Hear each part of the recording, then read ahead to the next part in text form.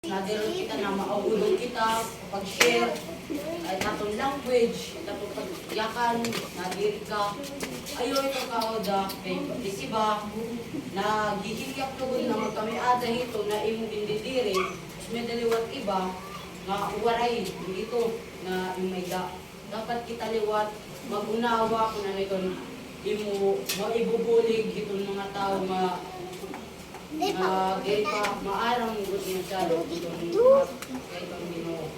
Manis itong pastor, irang gamit pag-share itong pulong itong Ginoo, miski man magpakain, kung musgod niya dara itong Ginoo, kung musgod niya kaupod, karoy niya mag-share, maihatag itong maupay, kinabuhi ng mga tao na mga kailangan.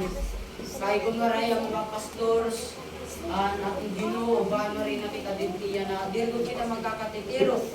Kay waray man mga tao na mag-encourage siya atong pagganhi nga pag-share itong mga aton pangangailangan. Tas, adi na kita dito.